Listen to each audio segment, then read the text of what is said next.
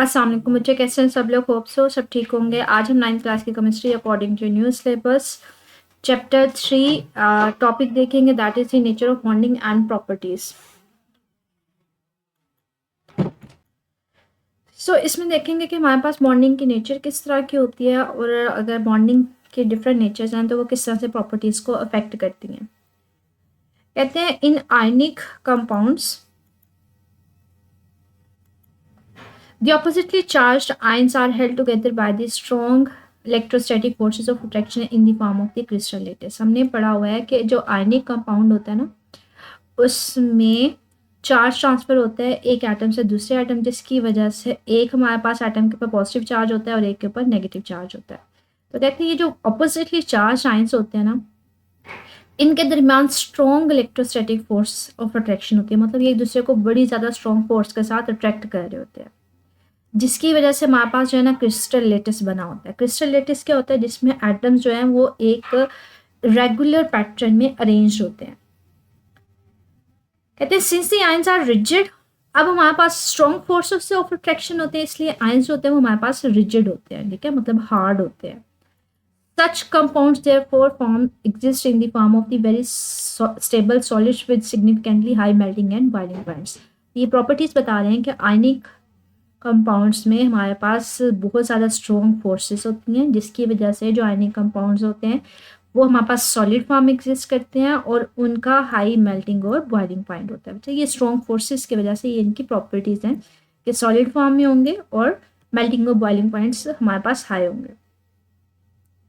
कहते हैं ions are spherical. Spherical कैसी शेप होती है मैं आपको बताती हूँ। आपने कभी बॉल देखी हो, गेंद देखी हो, तो जो गेंद की शेप होती है वो स्फेरिकल होते हैं। कहते हैं जो आयंस होते हैं ना वो स्फेरिकल होते हैं and oppositely charge they can surround each other from all sides. Ionic bond are non directional. कहते हैं हमारे पास जो आयंस होते हैं वो स्फेरिकल मतलब गोल होते हैं। गेंद की एग्जांपल माइंड में रखिएगा, और उनके ऊपर ऑपोजिट चार्जेस होते हैं, इसलिए वो क्या कर रहे होते हैं, नियरेस्ट जितने उसके ऑपोजिट चार्जेस होंगे वो सराउंडेड हुए होते हैं। तो हम कहते हैं जो आयनिक बॉन्ड है वो नॉन डायरेक्शनल है, मतलब हर डायरेक्शन में एक आयंस अगर पॉजिटिव है तो नेगेटिव आयंस उसके सराउंडिंग में इकट्ठे हुए होंगे।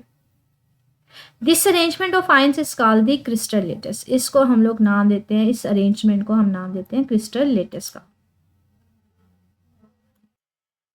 जैसे ये देखें, ये क्रिस्टल लेटिस है NaCl का।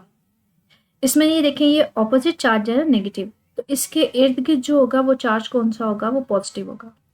ये नेगेटिव है, इसके इर्द गिर्द हमारे पास कौन सा चार्ज होगा? पॉजिटिव होगा। ये पॉजिटिव है, इसके इर्द गिर्द नेगेटिव होगा। तो ऑपोजिट चार्जेस एक दूसरे को बाउंड करते हैं। कहते हैं if an external force is applied on the crystal lettuce, कहते हैं अगर इस तरह की क्रिस्टल लेटिस के ऊपर आप बाहर से कोई फोर्स अप्लाई करो, इट ब्रेक्स इजीली, तो इजीली ब्रेक हो जाते हैं।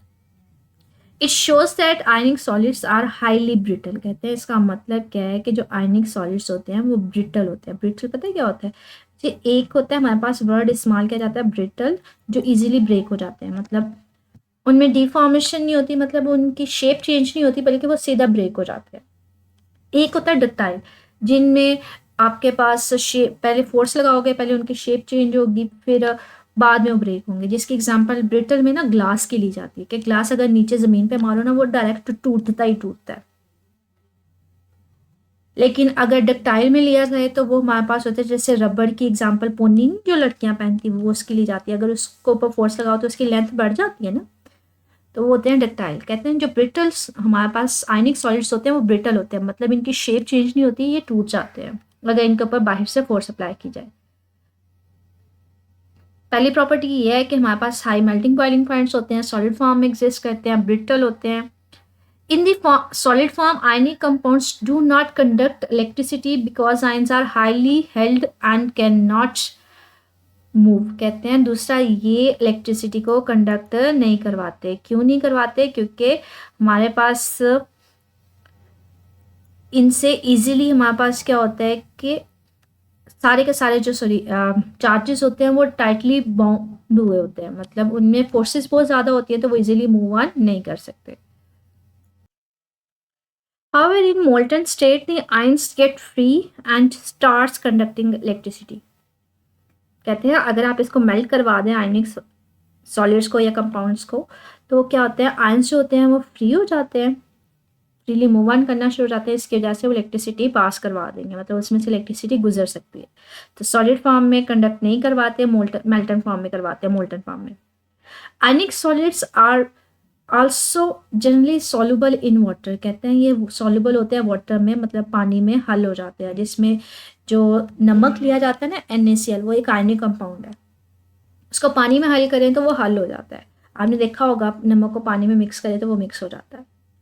Water not only breaks the electrostatic forces of attraction but also hydrates the resulting free ions, कहते हैं ना सिर्फ और सिर्फ वो फोर्सेस ऑफ अट्रैक्शन हमारे पास उसको ब्रेक कर देता है, बल्कि hydrate with resulting free ions, बल्कि जो पानी के आयंस होते हैं जब फ्री आयंस हो जाते हैं आयनिक कंपाउंड के, तो उनके साथ कंबाइन हो जाते हैं, उनके साथ रिएक्शन हो जाता है। In the process of hydration, जब आप किसी चीज़ को पानी में हल करते हो तो उसको हाइड्रेशन बोला जाता है। Water molecules surround and interact with the ions are molecules, तो हमारे पास क्या होता है हाइड्रेशन में, क्या होता है कि जब आयनिक कंपाउंड के आयंस बन जाते हैं तो वाटर मॉलिक्यूल्स जो होते हैं उन आयंस को सराउंड करते हैं, उनके साथ रिएक्शन करना शुरू हो जाते हैं, मतलब उनके इर्द गिर्द जमा होना शुरू हो जाते हैं।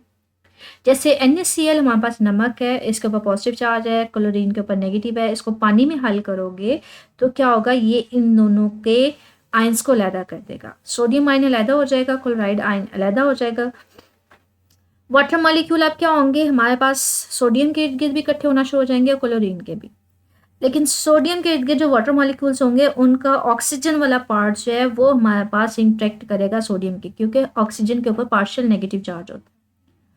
और क्लोरीन के इर्द गिर्द हमारे पास वाटर मॉलिक्यूल का कौन सा पार्ट होगा, हाइड्रोजन वाला, क्योंकि हाइड्रोजन के ऊपर पार्शियल पॉजिटिव चार्ज होता है, क्योंकि ऑपोजिट चार्जेस बच्चे इंटरेक्ट करते हैं, तो इस तरह से हम कहते हैं हाइड्रेशन हो जाती है, मतलब वाटर मॉलिक्यूल जो है वो आयनिक कंपाउंड के जो आयंस हैं पॉजिटिव नेगेटिव्स उनके सराउंडिंग में इकट्ठे होकर रिएक्शन देना शुरू हो जाते हैं। आप इसको इस तरह से फिगर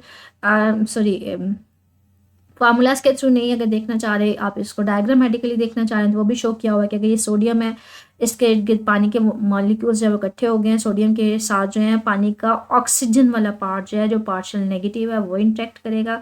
क्लोरीन के केस में जो पानी वाटर मॉलिक्यूल्स इकट्ठे होंगे उनका हाइड्रोजन वाला जो पार्ट है वो इस साइड पे इसके साथ इंटरेक्ट करेगा। कहते हैं ionic compounds in an aqueous solution also conduct electricity because the free ions can now move towards their respective electrodes। कहते हैं अगर आप आयनिक कंपाउंड को पानी में हल करते हो ना, एक्वस सॉल्यूशन का मतलब होता है पानी में हल किया हुआ सॉल्यूशन, वो भी क्या करना शुरू हो जाता है, इलेक्ट्रिसिटी देना शुरू हो जाता है। क्यों? क्योंकि उसमें भी फ्री आयंस होना शुरू हो जाते हैं और वो अपने इलेक्ट्रोड्स की तरफ मूव ऑन करते हैं। इलेक्ट्रोड्स बच्चे ये हमारे पास मेटल रॉड्स होती हैं जिनके ऊपर अपोजिट चार्ज होता है, मतलब आयंस फ्री हो जाते हैं in simple words. Ionic compounds generally react in an aqueous solution, कहते हैं एक्वस सॉल्यूशन में रिएक्ट करना शुरू हो जाता है, मतलब अगर पानी में आप कोई आयनिक कंपाउंड्स ऐड करो तो वापस में एक दूसरे के साथ क्या करेंगे, रिएक्शन देना शुरू हो जाएंगे। अब उसी चीज़ को एलेबोरेट कर रहा है, कहते हैं when we mix two solutions of ionic compound, कहते हैं आप दो आयनिक कंपाउंड ले लो, the positive ion of one compound में react with the negative ion of another to form a new compound. कहते हैं एक का पॉजिटिव दूसरे के नेगेटिव के साथ रिएक्ट करके आपको नई चीज़ दे देगा। फॉर एग्जांपल ये देखिए NaCl को आपने सिल्वर नाइट्रेट में ऐड किया, दोनों आयनिक कंपाउंड है, इन दोनों को पानी में हल किया। एक्वस सॉल्यूशन का मतलब होता है पानी में हल करना। तो पानी में जब से इन दोनों को डाला है तो सोडियम के आयंस और क्लोरीन का अलहदा हो गया, प्लस सिल्वर और नाइट्रेट के अलहदा हो गया। अब क्या हुआ है, सोडियम ने नाइट्रेट के साथ रिएक्ट करना है और सिल्वर ने क्लोराइड के साथ, तो एक नई चीज़ बन जाती है, न्यू कंपाउंड बन जाता है। White precipitate of silver chloride comes out of the aqueous solution। कहते हैं ये जो है ना, ये प्रेसिपिटेट्स की फॉर्म में बाहर निकलना शुरू हो जाता है।